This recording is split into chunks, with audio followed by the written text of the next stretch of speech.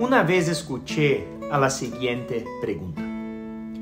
Cuando se trata de dar el 10% de mis ingresos a una iglesia, ¿puedo dividir el dinero y dar, digamos, 5% a mi iglesia y 5% a un ministerio cristiano sin fines de lucro?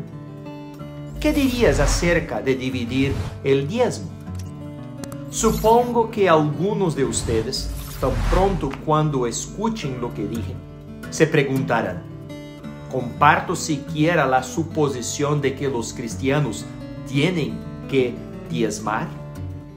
Yo soy el pastor Miguel Torneire y permítanme responder a la pregunta comenzando definiendo lo que es mayordomía, ofrenda y diezmo. Por lo tanto, quédense conmigo hasta el final, pues tengo muchas buenas noticias para compartir.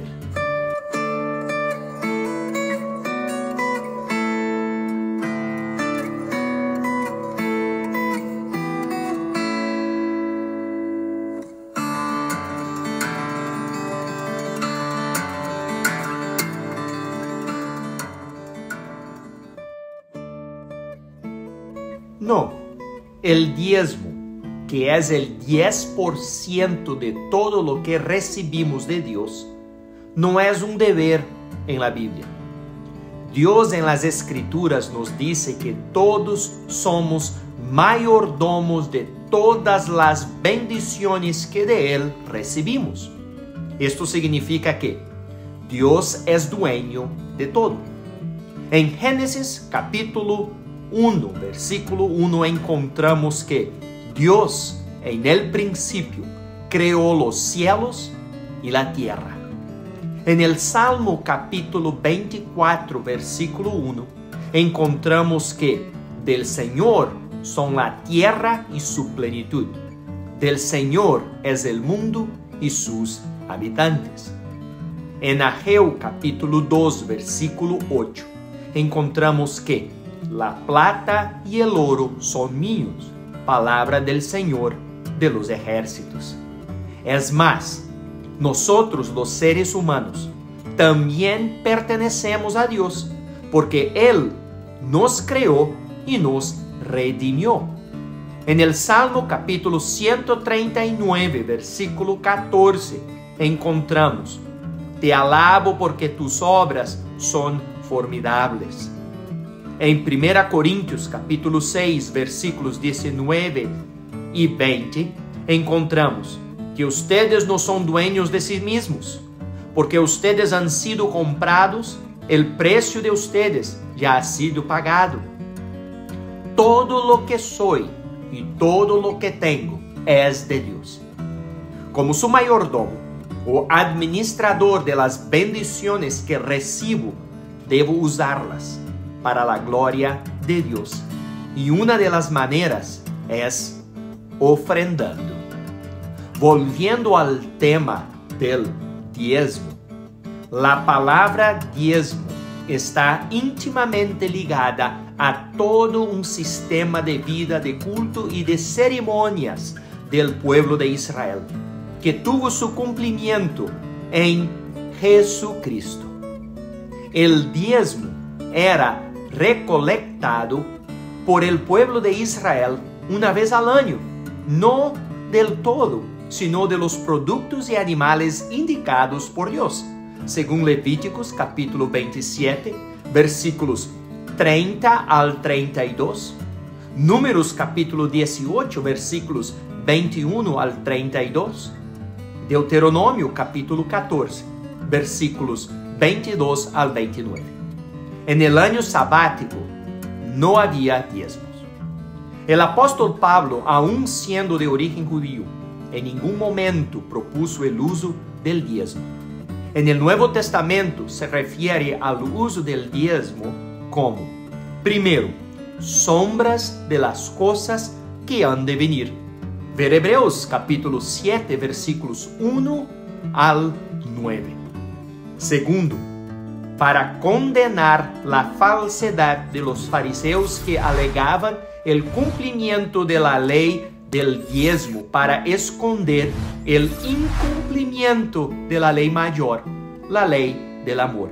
Según Mateo capítulo 23, versículo 23, Lucas capítulo 11, versículo 42 y Lucas capítulo 18, versículo 12.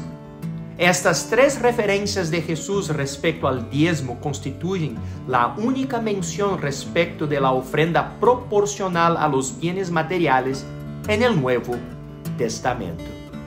Por lo tanto, en el Nuevo Testamento no existe la ofrenda del diezmo. Lo que existe sí es una referencia de 10% del Antiguo Testamento que sirve de orientación también para la iglesia del Nuevo Testamento. Esta es una referencia que puede y debe ser enseñada por la iglesia para orientar sobre cuánto ofrendar. Este referencial, 10%, no es un mandamiento. Si un cristiano ofrenda 10% para la iglesia, esto no lo libra de ofrendar más, ya que el restante 90% tampoco le pertenece para hacer con él lo que quiera. Es más, el Nuevo Testamento pone la vida del cristiano sobre una nueva base, que es diferente de la ley del Antiguo Testamento. Jesús dijo en Mateo capítulo 5, versículos 17 y 18. No piensen ustedes que he venido para abolir la ley o los profetas. No he venido para abolir, sino para cumplir.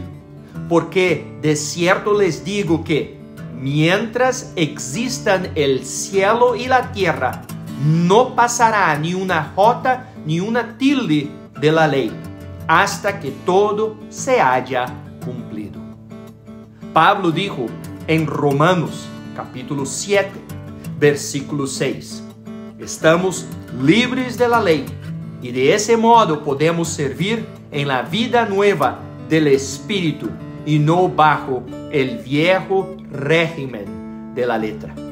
Entonces, por ejemplo, cuando Pablo da instrucciones sobre cómo debemos ofrendar, nunca nos instruye a apartar un diezmo. Dice cosas como: ponga algo aparte según lo que haya ganado. 1 Corintios capítulo 16, versículo 2. Luego dice en 2 Corintios capítulo 8, versículo 3, que debemos dar de acuerdo con nuestras posibilidades. Soy testigo de que ellos han ofrendado con espontaneidad y de que lo han hecho en la medida de sus posibilidades e incluso más allá de estas. En 2 Corintios capítulo 9, versículos 6 y 7, describe la dádiva en la que Dios se deleita. El que poco siembra, poco cosecha, y el que mucho siembra, mucho cosecha. Cada uno debe dar según se lo haya propuesto en su corazón, y no debe dar con tristeza ni por necesidad, porque Dios ama a quien da con alegría. El punto no es que nos rijamos por porcentajes. No estamos obligados, más bien debemos ser gobernados por una generosidad sacrificial que se desborda libre y alegremente. Esta generosidad es motivada por el Evangelio, o sea, las buenas noticias de la salvación. A lo largo de los años, a menudo les he dicho a todos mis feligreses que solo diezman el 10%, que probablemente están dando menos de lo que podrían dar para Dios. En otras palabras, nos hemos acostumbrado tanto a nuestra prosperidad personal inculcada en la cultura occidental y sus formas de vida, que pensamos que el 1, el 5 o el 10% es generoso. Pero olvidamos que el ofrendar no es solamente el dinero, mas la vida, los dones, el tiempo, el dinero y el evangelio. De todos estos, Dios nos da el 100% y una parte le devolvemos. Es más, todo pertenece a Él, como he dicho antes. Por lo tanto, cuando digo que diezmar no es un deber, no es una regla en la Biblia, estoy diciendo algo como esto. Supongamos que un entrenador de fútbol no le dice a su equipo que todos deben levantarse a las 5 todas las mañanas y correr 3 millas para estar en forma para la máxima efectividad de este equipo. Pero en cambio, el entrenador dice: quiero que ames este deporte con todo tu corazón y quiero que le des todo lo que tienes esta temporada. Quiero que persigan la máxima excelencia y sirvan a este equipo para que sea lo mejor posible. Ahora, ¿cuál de estas dos formas de hablar con el equipo es más motivadora? La segunda, porque no tiene reglas adjuntas. La primera la tiene. Ella hace a uno levantarse a las 5 todos los días, correr 3 millas y ser temeroso. Además, suena bastante riguroso. Pero la segunda manera es el estándar más alto. Toca el corazón de los miembros del equipo. Y si alguno de ellos usa la ausencia de reglas para justificar una lealtad poco entusiasta al equipo, simplemente no está siguiendo la motivación de su entrenador. Y así es con el ofrendar en la iglesia. Lo hago motivado por el evangelio. El amor de Cristo me lleva a actuar. 2 Corintios, capítulo 5, versículo 14. Ahora, después de haber dicho todo lo anterior, usted debe estar listo para responder la pregunta. Cuando damos de nuestros recursos para apoyar la causa del evangelio, ¿requiere Dios que un cierto porcentaje vaya a la iglesia local? En vista de todo lo que fue dicho, la respuesta es no. La cuestión no se decide por reglas y porcentajes. La motivación es el evangelio, no la ley. Es más, la centralidad bíblica de la iglesia local, la plenitud de tu corazón y el maravilloso valor de otros ministerios te ayudan a responder a la pregunta y a decidir cuánto dar. Yo creo, confieso y enseño que la iglesia local tiene un lugar único y especial en el plan de Dios y por lo tanto un derecho especial sobre la generosidad de sus miembros. Otros tipos de ministerios son maravillosos y quiero que todos florezcan y prosperen. Estoy involucrado en algunos de ellos, pero la única institución en el mundo que está claramente arraigada en la Biblia, que es la obra de la misión de Dios y en el evangelio, es la iglesia local, la congregación. Si esta institución falla, todos los demás ministerios se vuelven ineficaces. De hecho, si la iglesia falla, todos los demás ministerios se vuelven antibíblicos. La iglesia local es el semillero de todos los demás ministerios.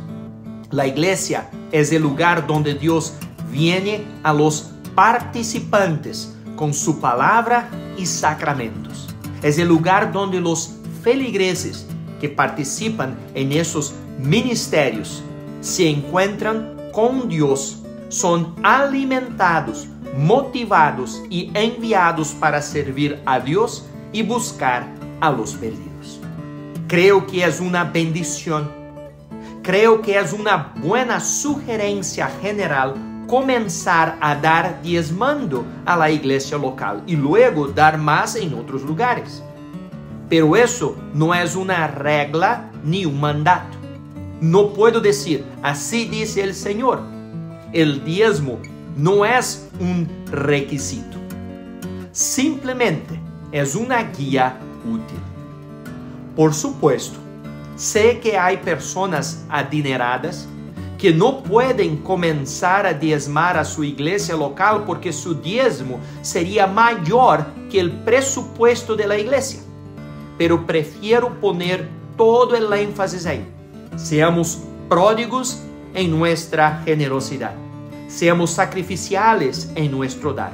Seamos leales a nuestra iglesia local. Y seamos provisores en nuestro apoyo a muchos ministerios. Luego, Dios se encargará de los porcentajes.